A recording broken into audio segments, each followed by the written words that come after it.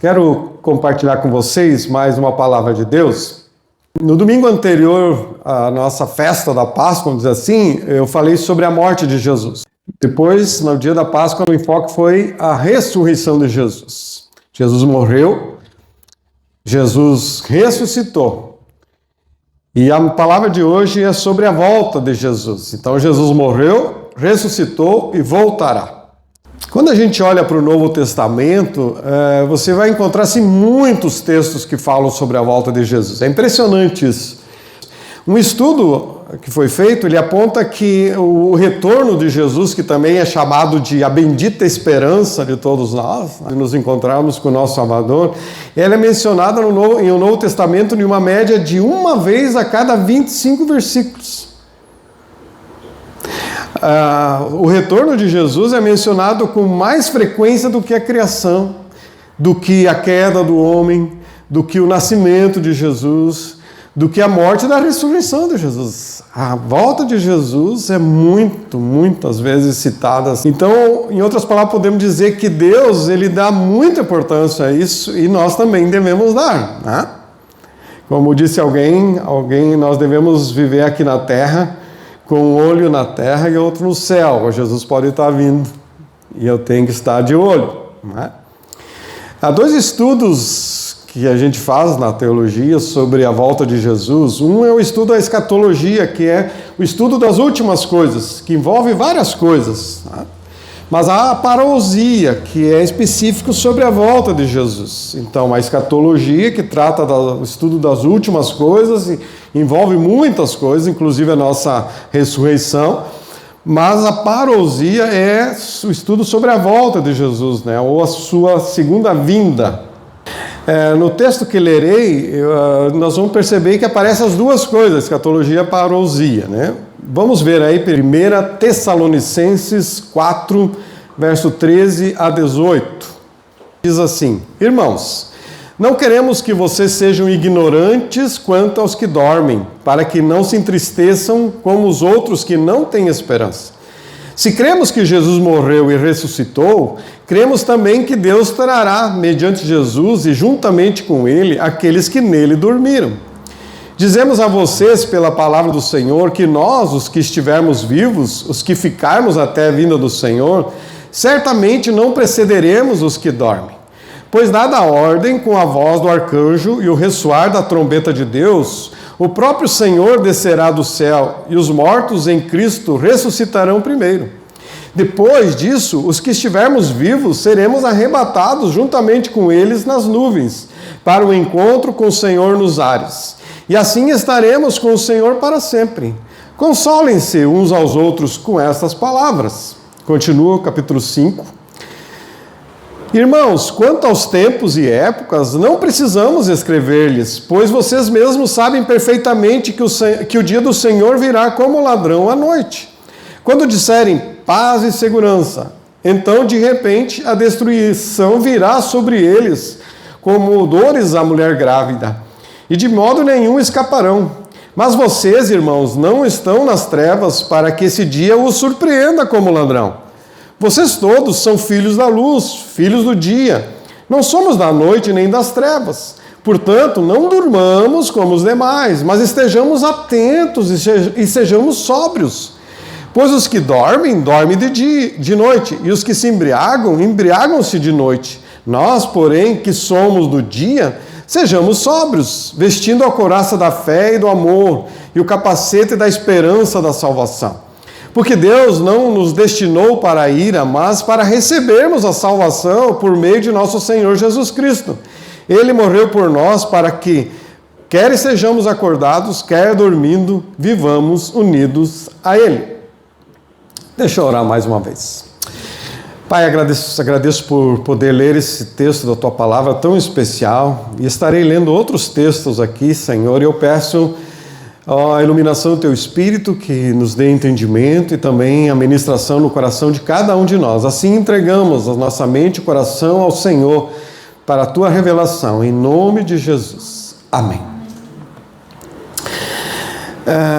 O apóstolo Paulo então escreve essa carta, ele vai escrever a segunda, e na segunda carta novamente ele vai se referir à volta de Jesus, né? E nesse contexto de esperar a volta de Cristo, porque todos nós estamos esperando, não é? Ou tu não está esperando? A igreja primitiva estava esperando, os cristãos que existiram estavam esperando. Então, nesse contexto de esperar a volta de Cristo, o apóstolo exorta os discípulos a viverem de acordo com a vontade de Deus, e enquanto eles estão aguardando esse retorno, né? Ele diz, não se entristeçam como os outros que não têm esperança. Se nós temos esperança do reencontro, da vida eterna, a alegria tem que estar presente em nossos corações, não podemos ter tristeza em relação a isso.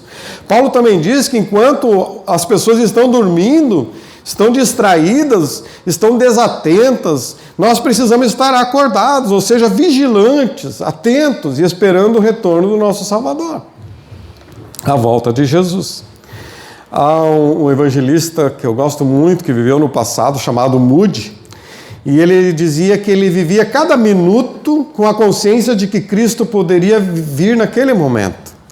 Na consciência dele, ele disse que quando ele nunca pregou um sermão, quando ele subiu para pregar um sermão, ele nunca pregou um sermão sem perceber que Jesus poderia vir antes que o sermão terminasse. Era a consciência dele. Viver com essa consciência da vinda de Cristo, cada um de nós, aumentaria o nosso desempenho como cristão, a nossa vida como cristão, o nosso testemunho como cristão, não é? Alguns cristãos, eles acabam não crescendo na sua fé, na sua vida com Deus, nas suas obras, no seu serviço, porque eles estão com a fixação nas coisas só deste mundo e não nas coisas de Deus. É claro que todos nós precisamos ter o que comer, o que vestir, onde dormir, né? Aliás, devemos depender de Deus disso, né? Mas precisamos de coisa neste mundo, é necessário, mas esperar que Jesus venha até nós, isso vai tornar nós realmente capazes de viver a vida que Ele quer, quando nós estamos focados nisso. Como eu falei no início, há muitos e muitos textos que falam sobre isso. Obviamente eu não conseguirei expor tudo aqui, né? Eu vou ter um enfoque. Há tantas outras coisas que permeiam a volta de Jesus, que nós talvez vamos precisar um fim de semana aí num retiro para falar sobre cada coisa, sobre a apostasia, sobre o anticristo, né? Sobre o arrebatamento, são muitas coisas, mas o enfoque para nós aqui é esse, a volta de Jesus vai acontecer. Vai acontecer. E o Senhor mesmo Jesus, ele aponta lá no Evangelho de Mateus alguns sinais sobre a sua volta. Se você quiser acompanhar a leitura, está lá em Mateus capítulo 24, verso 3 ao 14, Jesus aponta alguns sinais. Diz assim o texto: tendo Jesus se assentado no Monte das Oliveiras, os discípulos dirigiram-se a ele em particular e disseram: dize-nos quando acontecerão essas coisas, e qual será o sinal da tua vinda e do fim dos tempos? Jesus respondeu: cuidado que ninguém os engane, pois muitos virão em meu nome, dizendo: eu sou o Cristo, e enganarão a muitos. Vocês ouvirão falar de guerras e rumores de guerras, mas não tenham medo. É necessário que tais coisas aconteçam, mas ainda não é o fim. Nação se levantará contra nação e reino contra reino. Haverá fomes e terremotos em vários lugares. Tudo isso será o início das dores. Então eles os entregarão para serem perseguidos e condenados à morte, e vocês serão odiados por todas as nações por minha causa. Naquele tempo muitos ficarão escandalizados, trairão e odiarão uns aos outros. E numerosos falsos profetas surgirão e enganarão a muitos. Devido ao aumento da maldade, o amor de muitos esfriará. Mas aquele que perseverar até o fim será salvo. E este evangelho do reino será pregado em todo o mundo, como testemunha a todas as nações, e então virá o fim. Eu vou citar algumas outras porções desse capítulo aqui, tá? Mas aqui Jesus expõe aos discípulos o que sucederá antes do fim e nas vésperas do fim, né? E, de novo, eu não pretendo analisar esses sinais um a um, e também o que a gente não consegue, não vou analisar, é se eles ocorrerão de forma simultânea, ou seja, todos ao mesmo tempo, ou de uma forma alternada, em sequência, né? Se serão eventos aleatórios ou cronológicos, né? Jesus não coloca de uma forma muito específica isso, né? Ou simultâneos, ou seja, se serão ao mesmo tempo, ou alternados tente imaginar que você está olhando para um monte, tá? Lá está o Monte Everest, lá no fundo, certo? Um monte que todo mundo consegue imaginar, o Everest. Lá, é o monte alto. Mas antes do Everest vai tendo outros montes menores, certo? Então, tu olha assim para aquele monte, mas antes tem outros montes. E digamos tem um monte médio e um outro monte pequeno, escondido. Então você vê assim, está aqui o monte principal, né? E você olha de lá, em linha reta, você enxerga a volta de Jesus. Mas aí você olha que tem um evento, depois tem uma planície depois do monte, depois vem outro monte, depois tem uma planície, tá entendendo? Então, cronologicamente, pode ser que aconteça algo surpreendente, né? Relevante, depois tem uma planície, depois aconteça outro, e é outro que tu nem enxerga porque está atrás do outro que é principal, tá entendendo? Pode ser assim, conforme nós olhamos para o que Jesus disse, né? Alguns também interpretam que esta palavra de Jesus se refere a eventos que acontecem logo após a sua ida ao céu. Se você ler em casa a sequência do texto, Jesus vai dizer, quando acontecer isso, um que estiver lá na lavoura, não volte para sua casa, tal, né? Há um entendimento que, inclusive, Jesus vai dizer que aquela geração veria acontecer aquelas coisas.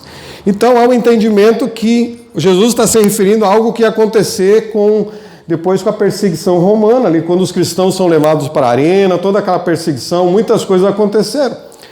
No meu entender, na minha compreensão, alguns eventos são realmente para aquele contexto e outros são para depois e outros próximos à vinda de Jesus. É que a gente não consegue, a gente olha assim tudo junto, né? O morro está lá, mas tem planície entre um morro e outro. Essa é a minha compreensão. Não sei como é que você entende, né? Mas o fato é que quando a gente lê o capítulo 24, é muito difícil você ver algumas referências de Jesus que se aplicam no futuro, é mais naquela época. E outras não é para aquela época, a gente vê que é mais para o futuro, certo? Porém, o que nós podemos pensar que esses sinais, em relação à volta de Jesus, nessa linha de pensamento, né, que antecede a volta de Jesus, nós vamos perceber que alguns eventos que Jesus menciona estão acontecendo e aconteciam. Sempre houve guerra, não é verdade? Só que o que a gente vê é que está crescendo, estão se multiplicando. Eu não sei se é por a informação que chega muito às nossas vidas, mas há muitas guerras. Terremotos também estão aumentando, né? A cada dia surgem novos grupos religiosos, como o próprio Jesus disse, surgirão falsos cristos, falsos profetas, que enganarão a muitos. Então, cada dia surge um ensino novo, uma coisa nova para querer nos desviar o foco, a atenção do principal e nos afastar do Evangelho. Gente, isso não é novidade. O diabo está atuando para te desviar da palavra. Lança dúvida no nosso coração. Né? E era o que acontecia com a igreja primitiva. Então vem essas advertências. Cuidado com os falsos ensinos. Dentro desses sinais que Jesus mencionou no texto que eu li, né? A gente vê ali no verso 12 que o aumento da maldade, o amor de muitos esfriará em relação entre as pessoas e com Deus, né? E também Jesus vai dizer que o evangelho do reino será pregado em todo o mundo.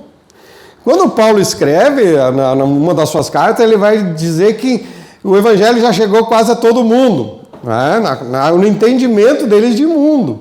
Só que nós precisamos olhar para a nossa situação atual, né? Veja que o evangelho pregado em todo o mundo não significa todas as pessoas. Tem um ainda que não ouviu, então Jesus não pode voltar. Eu não sei qual a compreensão. Eu entendo que é todo mundo, é toda a etnia, toda a nação, e não a todas as pessoas. Mas se mesmo que for a todas as pessoas, conforme escreveu o pastor Luiz Saião, que é um especialista em bibliologia e linguística, ele escreve que cerca de 95% da população mundial já tem acesso a uma porção, pelo menos, da palavra de Deus. Então está bem próximo desse sinal a se concretizar, né? Então a volta de Jesus está muito próxima, né? Jesus declara em Mateus 24, 27, porque assim como o relâmpago sai do oriente e se mostra no ocidente, assim será a vinda do Filho do Homem. Ou seja, todas as pessoas verão Jesus quando ele voltar. Quem mora aqui vai ver, talvez se for hoje de noite, nós vamos ver ele de noite, como um relâmpago, não é? Mas lá no outro continente é dia, então eles vão ver de dia, mas ao mesmo tempo todos verão Jesus chegando. Ninguém vai dizer, ele não veio. Não, todas as pessoas verão. Mateus 24, na sequência da palavra de Jesus, verso 30 e 31, diz assim: então aparecerá no céu o sinal do Filho do Homem, e todas as nações da terra se lamentarão, e verão o Filho do Homem vindo nas nuvens do céu com poder e grande glória. E ele enviará os seus anjos com grande som de trombeta, e esses reunirão os seus eleitos dos quatro ventos, de uma a outra extremidade dos céus. O apóstolo Pedro disse que o dia do Senhor, porém, virá como um ladrão. No texto que li no início, o apóstolo Paulo também vai dizer, virá como um ladrão. Mateus 24, versos 42 e 44, Jesus diz: portanto, vigiem, porque vocês não sabem em que dia virá o seu Senhor. Mas entendo isto, se o dono da casa soubesse a que hora da noite o ladrão viria, ele ficaria de guarda e não deixaria que a sua casa fosse arrombada. Assim também vocês precisam estar preparados, porque o Filho do Homem virá numa hora em que vocês menos esperam. Entenderam? Então o ladrão, tu não fica esperando, vai chegar o ladrão. Assim Jesus também, ele vem e é inesperado. Ou seja, o Filho do Homem virá e ele virá repentinamente. Tá? Ele virá sem mandar aviso prévio, como diz o pastor Hernando Dias Lopes. Vai ser hoje, vai ser amanhã, é inesperado. Né? É como ladrão de noite. Mas o certo é que ele virá visivelmente. Ele virá audivelmente. Quem não enxerga vai poder ouvir a trombeta, os anjos. Né? Jesus virá gloriosamente, vitoriosamente, como diz a palavra, para colocar todos os seus inimigos debaixo dos seus pés e para conduzir a nós como noiva de Jesus para a casa do Pai. A pergunta que já cabe nesse meio da mensagem aqui é se você está preparado, se for o dia da volta de Jesus ser hoje. É hoje? Como é que você está? Você tem rendido a tua vida a Jesus, entrega a tua vida a Jesus? O certo é que Jesus virá. E Ele mesmo anunciou isso. Só que algumas coisas desses sinais, lá nas cartas dos apóstolos, né, nas cartas, eles vão se referir nos últimos dias. Eles fazem essa profecia sobre os últimos dias. O apóstolo Paulo escreveu na segunda carta a Timóteo, capítulo 3, dizendo: saiba disto, nos últimos dias sobrevirão tempos terríveis. O pastor Billy Graham, já falecido, né? Ele disse que, não se enganem, o mundo está sendo preparado para a vinda do anticristo. Mas ao mesmo tempo, para nosso arrebatamento. Aleluia, né? O mundo não vai melhorar. Haverá um período de paz, né? Paz. Mas também haverão tempos terríveis, diz o apóstolo Paulo. Os homens serão egoístas. Parece que ele está falando de hoje, não parece? Os homens serão, não é só os homens, as mulheres, aqui é geral, tá? Os homens serão egoístas, avarentos, presunçosos, arrogantes, blasfemos, desobedientes aos pais, ingratos, ímpios, sem amor pela família, irreconciliáveis, caluniadores, sem domínio próprio, cruéis, inimigos do bem, traidores, precipitados, soberbos, mais amantes dos prazeres do que amigos de Deus, tendo aparência de piedade, mas negando o poder. Afaste-se também desses. Como diz o apóstolo Paulo numa outra carta, as más companhias corrompem os bons costumes. Cuidado que às vezes em algumas companhias a gente precisa chegar a alcançar os não crentes, mas a gente tem que cuidar, né? E temos que cuidar até como irmão, pessoas que se dizem crente, mas não querem acertar a sua vida, né? O apóstolo Pedro escreveu na sua segunda carta, capítulo 13, ele diz assim: antes de tudo, saibam que nos últimos dias surgirão escarnecedores, zombando e seguindo suas próprias paixões. Eles dirão: O que houve com a promessa da sua vinda? Desde que os antepassados morreram, tudo continua como desde o princípio da criação. Já vocês falaram que Jesus ia voltar, mas e aí? Né? De novo, Mateus capítulo 24, palavra de Jesus. Como foi nos dias de Noé, assim também será na vinda do Filho do Homem. Pois nos dias anteriores ao dilúvio, o povo vivia comendo e bebendo, casando-se e dando-se em casamento, até o dia em que Noé entrou na arca.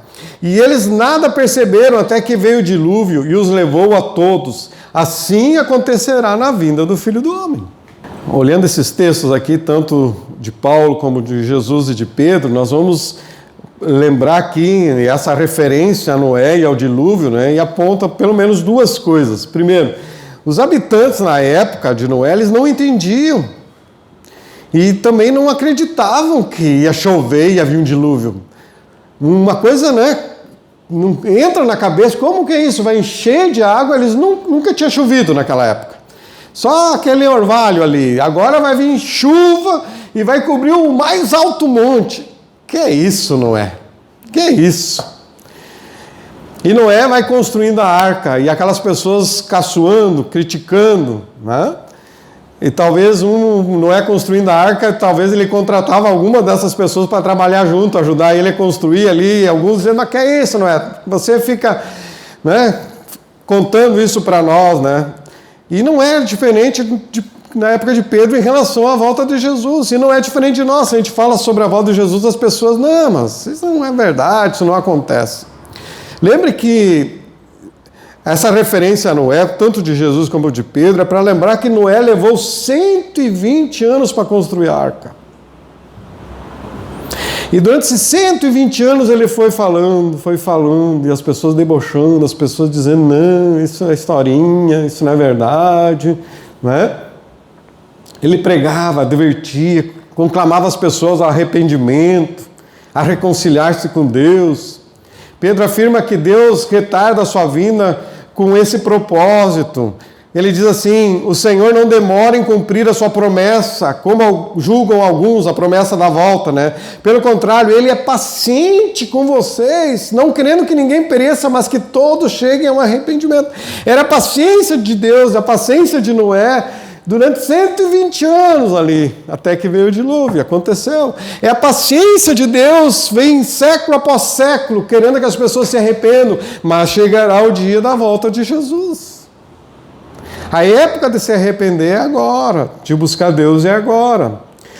Na segunda carta de Paulo aos Tessalonicenses, capítulo 2, ele diz, irmãos, quanto à vinda de nosso Senhor Jesus Cristo e o nosso reencontro com Ele, rogamos a vocês que não se deixem abalar, nem alarmar tão facilmente, quer por profecia, quer por palavra, quer por carta supostamente vinda de nós. Tem gente que vai escrever uma carta dizendo que fui eu, né? Mas, né? Como se o dia do Senhor já tivesse chegado. Não deixe que ninguém os engane de modo algum. E, gente, no século passado aconteceu isso. Movimentos religiosos disseram, né? Jesus vai voltar, marcaram data, dia e hora, e toda a igreja, o movimento deles esperando, Jesus não voltou, daí qual é a desculpa, né? Ele veio de forma invisível, investigativa, uma visita prévia. A Bíblia diz que não pode, isso está reservado só ao Pai. Como é que as pessoas ficam dizendo isso por aí? Uma ânsia de querer chamar atenção e dizer eu acertei, né? Qual o propósito disso? Nos últimos dias haverão tempos difíceis, por isso que nós precisamos cada dia estar mais firmados na nossa fé, né? O que devemos fazer enquanto aguardamos a volta de Jesus? O fato é que Jesus vai voltar, mas enquanto nós aguardamos, o que nós devemos fazer enquanto aguardamos? Ao invés de querer saber o dia e a hora, quando vai ser, né? Que ninguém sabe, é mais importante cuidar da tua fé e estar preparado para o encontro. O apóstolo Pedro perguntou, que tipo de pessoas é necessário que vocês sejam enquanto vocês aguardam? Que tipo de pessoa? Vivam de maneira santa e piedosa. Ele também diz, enquanto esperam estas coisas, empenhem-se para serem encontrados por Ele em paz. imaculados e inculpáveis. Guardem-se para que não sejam levados pelo erro dos que não têm princípios morais, nem percam a sua firmeza e caiam. Cresçam, porém, na graça e no conhecimento de nosso Senhor e Salvador Jesus Cristo. Na sequência do nosso texto principal, que eu li no início, 1 Tessalonicenses 5, que é a nossa referência aqui, onde e citamos outros textos, né? Nós vamos ver a exposição do apóstolo Paulo sobre o que devemos fazer enquanto aguardamos a volta de Jesus. 1 Tessalonicenses 5, a orientação de Paulo ali nos versos 11 a 24, diz Paulo: por isso, né, sobre a volta de Jesus, exortai-vos uns aos outros, e edificai-vos uns aos outros, como também fazeis. E rogamo-vos, irmãos, que reconheçais os que trabalham entre vós e que presidem sobre vós no Senhor e vos admoestam, e que os tenhais em grande estima e amor por causa da sua obra. Tende paz entre vós. Rogamo-vos também, irmãos, que admoesteis os desordeiros, consoleis os de pouco ânimo, sustenteis os fracos e sejais pacientes para com todos. Vede que ninguém dê a outros mal por mal, mas segui sempre o bem, tanto uns para com os outros, como para com todos. Regozijai-vos sempre, ou alegrai-vos, né? Sem cessar. Orai sem cessar. Em tudo dai graças, porque esta é a vontade de Deus em Cristo Jesus para convosco. Não extingais o Espírito, não desprezeis as profecias. Examinai tudo, retende o bem, abstende-vos de toda aparência do mal. E o mesmo Deus de paz vos santifique em tudo, e todo o vosso espírito e alma e corpo sejam plenamente conservados, irrepreensíveis para a vinda de nosso Senhor Jesus Cristo. Fiel ao que vos chama, o qual também o fará. A palavra nos mostra que Jesus vai vir e aponta alguns sinais, mas mostra também como nós devemos viver. Que não adianta a gente pensar só na volta de Jesus, mas como eu estou vivendo, né? O que eu preciso acertar na minha vida? Será que eu não estou desperdiçando a minha vida? Esse tempo que eu estou vivendo aqui na terra, será que eu não estou deixando de investir na obra de Deus mais do que eu deveria? Não estou contribuindo como deveria? Deveria contribuir mais na obra de Deus, ajudar mais as pessoas. Porque nós fomos criados para isso, então eu não posso desperdiçar todos os dons, os talentos, as capacidades que Deus me deu. Eu preciso usar isso. A palavra de Deus mostra que o nosso pior problema, que é o pecado, ele só é vencido por Jesus na nossa vida. E acabará essa luta com a volta de Jesus também. É só com o nosso pedido de perdão ao Senhor que nós somos purificados dos nossos pecados, encontraremos com Ele santificados na sua santa presença, pelo poder dEle que opera em nós. Será que muitas vezes nós não estamos desperdiçando a nossa vida em coisas triviais deste mundo e deveríamos focar um pouco mais? Né? É claro que você precisa estudar, se qualificar na tua profissão, atender bem as pessoas, né? Ser o melhor que tu puder, isso é bíblico. Ser o melhor profissional, o melhor trabalhador, isso é bíblico. Você honra a Deus fazendo isso. Mas não pode ser esse o principal enfoque. Você tem que pensar, eu estou sendo uma pessoa melhor. Não posso só pensar, eu sou um trabalhador melhor, mais qualificado, mas perante Deus eu sou uma pessoa melhor, perante a sociedade eu sou uma pessoa melhor, tenho sido mais parecido com Jesus. Será que eu não estou tão preocupado com as coisas deste mundo e esqueço de estar atento às coisas de Deus? Esqueço de orar e chorar pelas pessoas que ainda não creem e não serão salvas. Choro por um problema, choro porque deu problema no meu carro, choro porque briguei com não sei quem, mas chorar pelas almas perdidas, quando foi a última vez que você chorou dizendo, Senhor, salva essas pessoas, Senhor? Quando foi? Quando nós focamos, concentramos na volta de Jesus, isso vai transformando as nossas vidas, né? Transformando as nossas vidas. Em último lugar, esse encontro com Jesus, enquanto nós aguardamos, nós vamos trabalhando, servindo ao Senhor e nos preparando para esse momento que eu chamo de um momento mais glorioso da nossa existência. Vai ser maravilhoso o Vinícius, o dia do casamento com a Catarina, é especial, né? E temos muitos momentos especiais nessa vida, muitos momentos felizes, grandiosos, sensacionais, que a gente vibra, não é? Uma conquista, uma vitória, primeiro emprego, primeiro salário, tudo assim, não é? A nossa salvação, uma alegria. Mas o principal, o momento mais glorioso é quando nós encontrarmos a Jesus. Esse será, não é? Maior momento. Apocalipse 1,7 diz que eis que ele vem com as nuvens e todo olho verá, até mesmo aqueles que o transpassaram, e todos os povos da terra se lamentarão por causa dele. Assim será. Eis que ele vem com as nuvens e todo olho verá. Como será isso, hein? Como será isso? Imagina se você estiver vivo e você ter esse olhar, né, desse dia glorioso. A volta de Cristo será o maior evento da terra. Eu sempre digo que eu não vou ficar de fora. Não é que eu não quero ficar de fora, eu não vou, porque já é garantido. Já estou com o meu ingresso comprado com o sangue de Jesus. Está garantida a minha presença, confirmado, mais do que confirmado, e o Senhor me preservará. E eu não quero ser um espectador, ficar olhando. Eu quero ser um adorador. Alguém que se prostra e diz: chegou meu Salvador, a quem agora eu vou para a glória, para a eternidade, ser um adorador. Não mais se ouvirá os gritos: crucifica-o! Não, mas serão ouvidos: santo, santo, santo, santo. É o Senhor. Uma só voz estaremos declarando isso. Santo, santo é o Senhor. Lá em Atos 1, quando Jesus estava junto com os discípulos se despedindo, depois de 40 dias com eles, Jesus estava ali com eles. Então diz o texto que enquanto Jesus subia ao céu, sob o olhar atento dos discípulos, o anjo lhes disse: Galileus, por que vocês estão olhando para o céu? Este mesmo Jesus que dentre vocês foi elevado ao céu voltará da mesma forma como ouviram subir. Os primeiros discípulos, os apóstolos lá, eles tiveram o privilégio de ver Jesus indo para o céu e eles olhando Jesus subindo. Mas Jesus voltará da mesma forma, só que de uma forma um pouco diferente, que quando Jesus veio a esse mundo na primeira vez, ele veio e nasceu numa manjedoura humilde. Agora ele vai vir glorioso, né?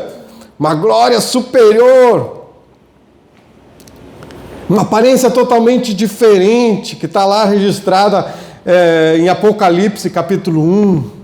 E eu quero ler esse texto chegando ao final, dizendo assim, Apocalipse 1, 12 ao 18, dessa aparência do Cristo glorioso. Diz assim: voltei-me para ver quem falava comigo. Voltando-me, vi 7 candelabros de ouro, e entre os candelabros alguém semelhante a um filho de homem, com uma veste que chegava aos seus pés e um cinturão de ouro ao redor do peito. Sua cabeça e seus cabelos eram brancos como a lã, tão brancos quanto a neve. Os seus olhos eram como chama de fogo. Seus pés eram como bronze numa fornalha ardente, e sua voz como o som de muitas águas. Tinha em sua mão direita 7 estrelas, e da sua boca saía uma espada afiada de 2 gumes. Sua face era como o sol quando brilha em todo o seu fulgor. Quando o vi, caí aos seus pés como morto. Então ele colocou sua mão direita sobre mim e disse: não tenha medo, eu sou o primeiro e o último. Sou aquele que vive. Estive morto, mas agora estou vivo para todo sempre, e tenho as chaves da morte e do Hades. João cai, né, diante dessa imagem. Claro, ele está tentando transmitir para nós aí o que ele está vendo, né? Mas a imagem de Jesus é que Jesus está mostrando: eu tenho na minha mão o controle, João, de todas as coisas. A igreja estava sendo perseguida na época de João, os cristãos estavam sendo levados mortos.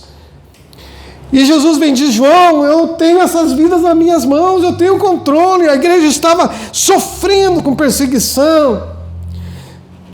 Jesus está dizendo: eu sou o verdadeiro imperador, não é os romanos. Eu sou o Senhor de todas as coisas. Ele de fato é imperador. E ele vai dizer com isso: não tenha medo, eu tenho controle. Tudo sob controle. O apóstolo Paulo escreveu: eu sofro, mas não me envergonho, porque sei em quem tenho crido. E estou bem certo de que Ele é poderoso para guardar o meu depósito até aquele dia. Aleluia! Glória a Deus! Um texto que li no início, 1 Tessalonicenses, Paulo escreveu sobre a volta de Jesus, dizendo: pois dada a ordem, com a voz do arcanjo e o ressoar da trombeta de Deus, o próprio Senhor descerá do céu, E os mortos em Cristo ressuscitarão primeiro. Depois disso, os que estiverem vivos seremos arrebatados juntamente com eles nas nuvens, para o encontro com o Senhor nos ares. Quando Jesus voltar, os mortos ressuscitarão. Os que estiverem vivos serão arrebatados. Quem estiver numa cadeira de rodas pulará de alegria. Quem estiver no leito do hospital não sentirá mais dor, mais doença. Quem estiver com problemas financeiros nem lembrará mais desse problema, porque o seu enfoque é outro. Porque os nossos olhos contemplarão o glorioso Jesus e tudo mais perderá importância. Tudo mais.